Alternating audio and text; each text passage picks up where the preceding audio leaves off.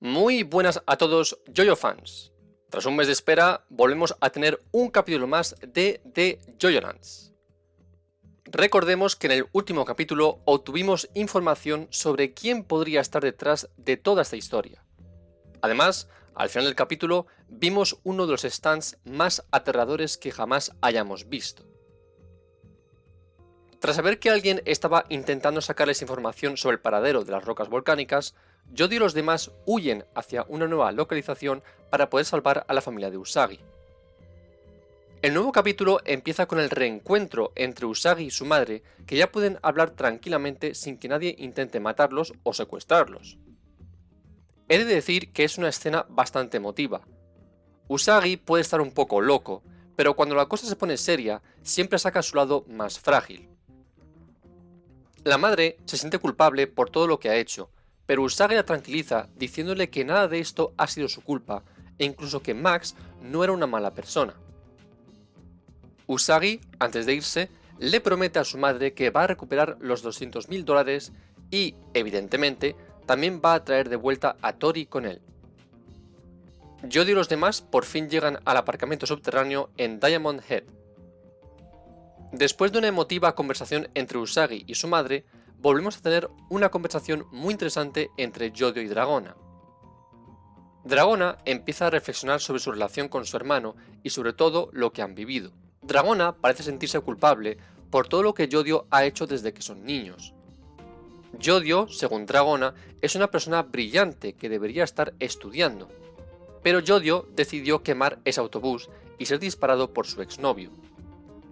El hermano de Yodio considera que todo lo malo que le ha sucedido a su hermano es culpa suya, pero Yodio abre su corazón como raras veces hemos visto antes.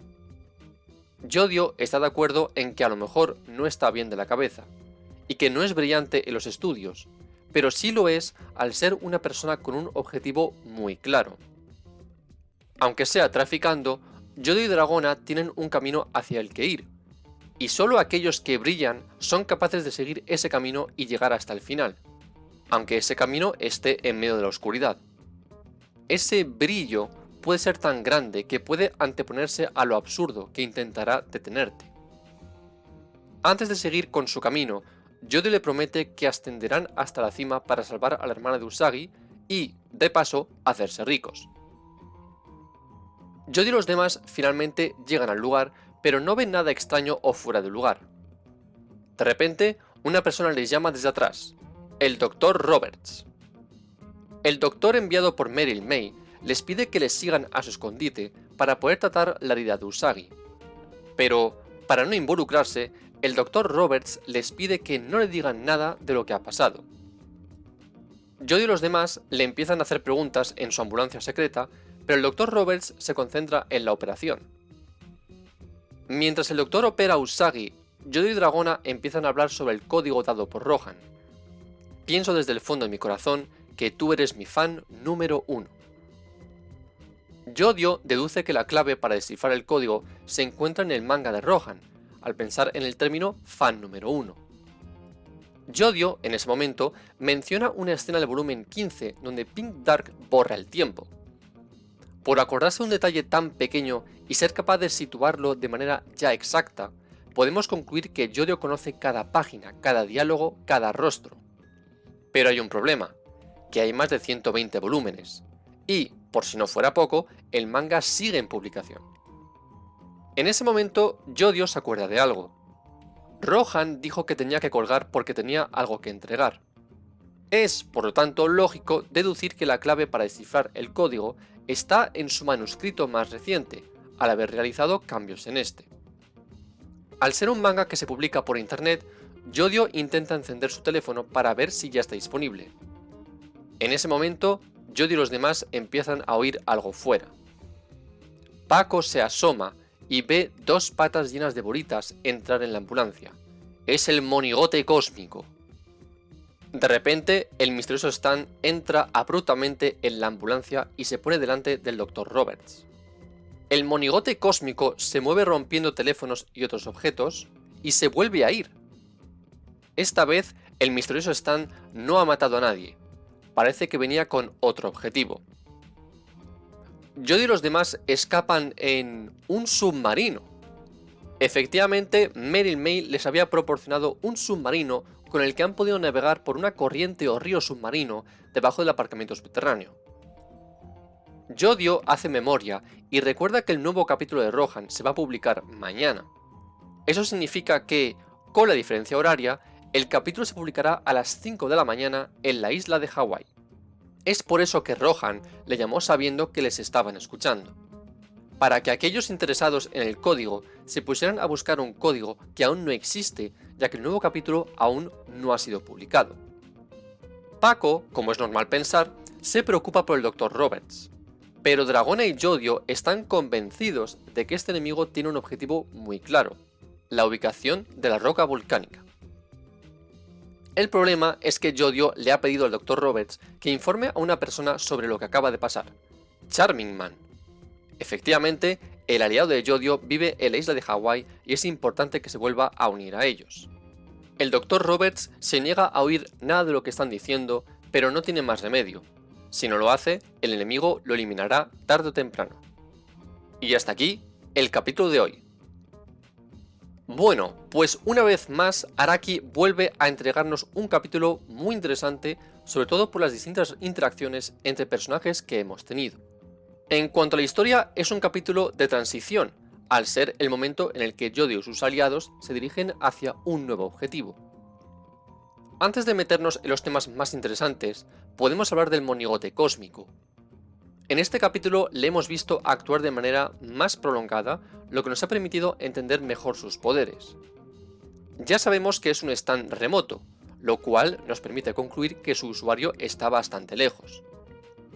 Si ya queremos comentar su habilidad, parece haber un elemento común en los dos contextos donde le hemos visto entrar en acción: aparatos electrónicos. Si os acordáis, el monigote cósmico mató a Mundra, que tenía una tobillera electrónica. Aquí, al atacar a Yodio y los demás, parece haber sido atraído por los teléfonos, y, además, no ha herido a ninguna de las personas presentes en la ambulancia del Dr. Roberts. Es casi seguro que volveremos a ver al misterioso stand en Hawái, pero ¿veremos a su usuario? Tendremos que esperar. Ahora vamos a hablar de lo más interesante: las interacciones entre Usagi y su madre y la interacción entre Dragona y su hermano Yodio. Como ya he comentado antes, me parece que la corta conversación entre Usagi y su madre es emotiva e impactante.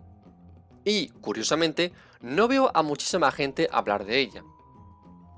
Siempre se nos ha presentado a Usagi como una persona un poco tonta o inmadura, pero me está gustando mucho la evolución y maduración que le está dando Araki a Usagi cuando éste ve a su familia en peligro.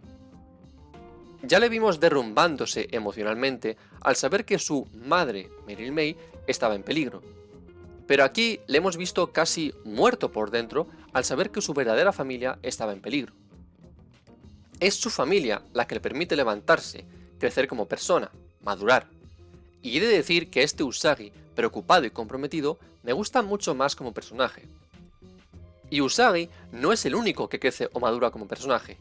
Todos los miembros del grupo van a crecer o madurar por una razón o por otra. Otro ejemplo que tenemos de ello es la conversación entre Dragona y Yodio. Este momento ha sido sin duda el más impactante e interesante de todo el capítulo. Ya en el famoso capítulo de autobús y la infancia de los hermanos Joestar, para mí el mejor o uno de los mejores capítulos de The JoJolands, vimos una primera conversación entre los dos muy interesante, y diría que también triste.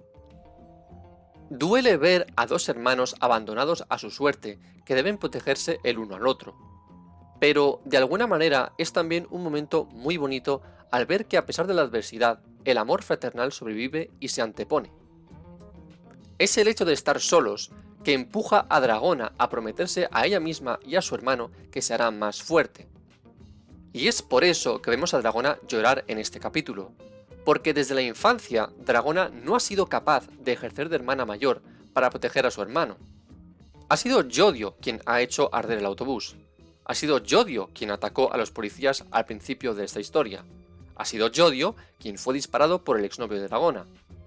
Dragona se siente culpable al no haber sido capaz de proteger a Yodio de esa oscuridad que le rodea. Pero a Yodio esa oscuridad no le importa, por ahora. En la conversación, Yodio ve en la oscuridad un brillo, y ese brillo es su determinación de subir a lo más alto junto con Dragona. Esta visión de las cosas recuerda mucho a Giorno Giovanna, que menciona el hecho de abrirse camino en medio de un páramo de oscuridad, otro punto más en común con el protagonista de Vento Áureo. Aunque, como ya he dicho, Yodio sigue ascendiendo sin problemas por ahora. Ya dije al principio de la parte 9, cuando nos hablaron de los trastornos psicológicos de Yodio, que nuestro protagonista se va a romper tarde o temprano. En situaciones límites como la escena con los policías o la escena del autobús, Yodio se ha roto y ha reaccionado instintivamente por lo que más le importa, Dragona. Esto entra en contradicción cuando vemos a Yodio repetir una y otra vez que su objetivo es subir, hacerse rico, etc. Parece como si Yodio, de manera consciente o no, se esconda detrás de objetivos materiales para no enfrentarse a esos miedos. Recordemos que el último stand enemigo nos dio una pista sobre todos esos miedos y culpabilidad que Yodio lleva en su alma. Por lo tanto, no me extrañaría ver que la maduración de Yodio llegue al darse realmente cuenta de sus miedos y superarlos, o al menos enfrentarse a ellos. Y todo esto creo que tendrá como elemento catalizador un suceso traumático que le haga romperse y salir de ese camino material que está siguiendo. Porque Yodio Joestar está siguiendo un camino, pero no parece ser aún consciente de la verdadera naturaleza y meta de ese camino. Después de esta conclusión filosófica, me despido por hoy.